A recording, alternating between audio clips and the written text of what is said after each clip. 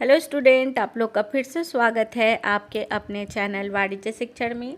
आज हम दूरदर्शिता का सिद्धांत एवं उनकी व्याख्या को संपूर्ण और बहुत ही अच्छे तरीके से समझेंगे। शुरू करने से पहले हमेशा की तरह यही कहना चाहूँगी, जो वीडियो से नए जुड़े हुए हैं वीडियो को लाइक और चैनल को सब्सक्राइब करना ना भूलें, ताकि वाणिज्य से संबंधित जानकारियाँ आप लोगों तक कंटिन्यू पहुँचती रहे। तो चलिए आइए शुरू करते हैं। दूरदर्शिता क्या है और इसके सिद्धांत को हम पूरी व्याख्या के साथ जानेंगे।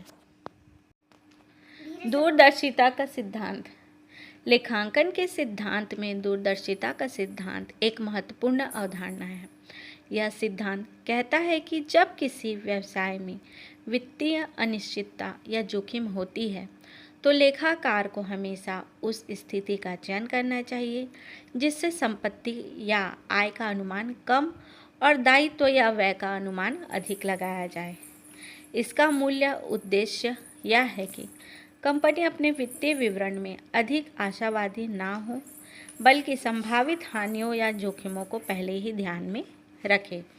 इसका तात्पर्य यह है कि लेखांकन के सिद्धांत में दूरदर्शिता के सिद्धांत से यह आशय है कि जब किसी व्यवसाय में वित्तीय अनिश्चितता मतलब आय से की जो अनिश्चितता होती है या जोखिम होती है, तो उसे जो लेखाकार होता है उसको हमेशा उस स्थिति का चयन करना चाहिए जिसमें आय का अनुमान हमें कम लगाना है और हमारे जो दायित्व हैं या व्यय हैं उसको पहले ध्यान में रखना चाहिए, ताकि किसी भी प्रकार की व्यवसाय में हमें जोखिम का सामना ना करना पड़े, और अगर जोखिम आती है तो हम उसके लिए पहले से ही तैयार रहें। अब हम दूरदर्शिता के सिद्धांत को, उसकी व्याख्या को पूर्ण रूप से समझते हैं। सबसे पहले हम देखेंगे सावधानी और निर्णय। इस सिद्धांत के अनुसार लेखाकार को हमेशा सावधानी बरतनी चाहिए। यदि दो संभावनाएं हैं, एक जिससे लाभ हो सकता है और दूसरी जिससे हानि हो सकती है, तो हानि की संभावना को पहले ही रिकॉर्ड कर लेना चाहिए, जबकि लाभ की संभावना को तभी रिकॉर्ड करना चाहिए जब वह वास्तव में प्राप्त हो जाए।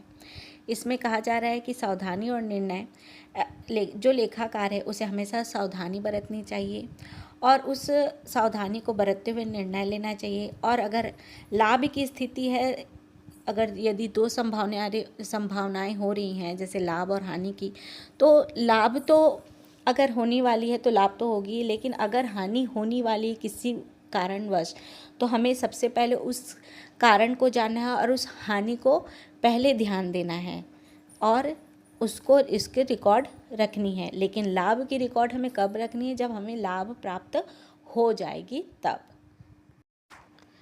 दूसरा है आय और व्यय का उपचार। इस सिद्धांत के तहत आय को तभी रिकॉर्ड किया जाता है जब वह निश्चित रूप से प्राप्त हो जाती है, जबकि संभावित व्यय या हानि को तुरंत रिकॉर्ड किया जाता है, भले ही पुष्टि ना हो। यही कहा जा रहा है, इसमें भी आय और व्यय को ध्यान देना चाहिए और आय को तभी रिकॉर्ड किया जाना चाहिए जब वह निश्चित रूप से प्राप्त होती है, और हमें हानि और व्यय को तुरंत ही रिकॉर्ड किया जाना चाहिए, भले ही उसकी पुष्टि हुई हो या ना हुई हो। तीसरा है संपत्ति और दायित्व। संपत्ति का मूल्यांकन सावधानी के साथ किया जाता है, अर्थात उनका मूल्य कम से कम रखा जाता है, जबकि दायित्व को अधिक से अधिक दर्शाया जाता है। संपत्ति को कम से कम रखा जाता है और दायित्व को अधिक से अधिक दर्शाया जाता है। आइए उदाहरण देखते हैं। सबसे पहले इसका उदाहरण हम देखेंगे डूबा ऋण। यदि कुछ राशि के वसूल ना होने का जोखिम है तो उसे तुरंत व्यय के रूप में रिकॉर्ड कर लिया जाता है। ये भी व्यवसाय से संबंधित बहुत ही महत्वपूर्ण है कि डूबा ऋण, यदि कुछ राशि की वसूल ना होती है, डूब जाती है, तो वह जोखिम होने का उसका जोखिम है, तो उसे तुरंत व्यय के रूप में रिकॉर्ड कर लिया जाता है। फिर दूसरा है स्टॉक का मूल्यांकन। यदि स्टॉक का बाजार मूल्य कम है तो उसे कम मूल्य पर ही दिखाया जाता है, भले ही उसकी लागत मूल्य अधिक हो।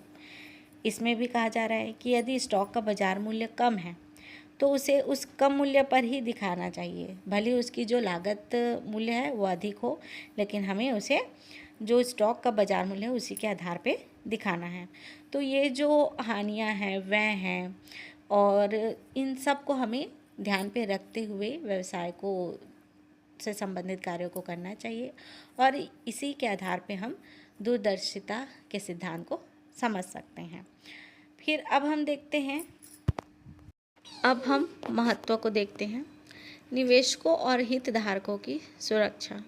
इस सिद्धांत में कंपनी के वित्तीय विवरण अधिक विश्वसनीय और सुरक्षित होते हैं। इसमें जो निवेशक और जो हितधारकों की इसमें सुरक्षा को ध्यान दिया जाता है, और इसमें कंपनी के वित्तीय विवरण अधिक विश्वसनीय और सुरक्षित होते हैं। दूसरा है अधिक आशावादी नहीं होना। यह सिद्धांत कंपनी को अधिक आशावादी होने से बचाता है और वित्तीय स्थिति को अर्थात यथार्थवादी तरीके से दर्शाता है। यह सिद्धांत लेखांकन को अधिक विश्वसनीय और सुरक्षित बनाने में मदद करता है, साथ ही वित्तीय विवरणों को तुलनीय और विश्लेषण योग्य बनाता है।